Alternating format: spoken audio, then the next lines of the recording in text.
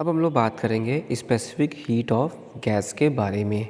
Specific heat of gas के बारे में बात करते हैं तो जो specific heat of a substance की वो भी may be broadly defined as the amount of heat required, यानी कितना अमाउंट ऑफ हीट रिक्वायर्ड है to raise the temperature of its unit mass through 1 degree Celsius. तो आपको ध्यान रखना है, it is defined as the amount of heat required to raise the temperature of its unit mass through 1 degree, and all the liquids and solids have one specific heat only, but a gas can have any number of specific heat lying between 0 and infinity depending upon the condition under which it is heated।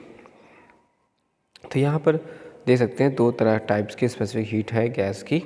पहली बात करते हैं यहाँ पर specific heat at a constant volume. ये क्या है? ये है it is the amount of heat required to raise the temperature of a unit mass of a gas through 1 degree Celsius when it is heated at a constant volume.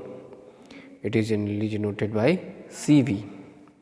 M क्या होता है? Mass of the gas, T1 initial temperature of the gas, T2 final temperature of the gas.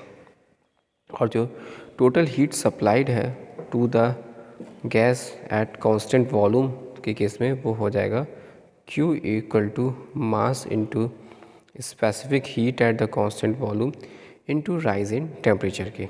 जहाँ पर हम ये देख सकते हैं Q equal to M CV T2 minus T1।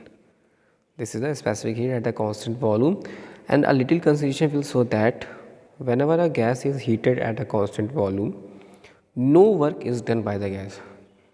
A little consideration will show that whenever a gas is heated at constant volume, तो no work done by the gas, and whole heat energy जो कि utilize होती है in increasing the temperature and pressure of the gas.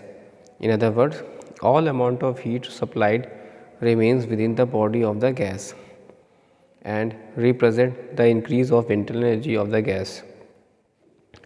Note बात करते हैं कि जब specific heat eight constant volume का वो CV है इस multiply by the molecular mass M से, तो वो कहलाता है वॉल्यूमेट्रिक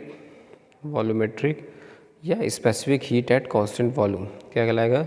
वॉल्यूमेट्रिक, कॉल्ड वॉल्यूमेट्रिक या molar specific heat at a constant volume.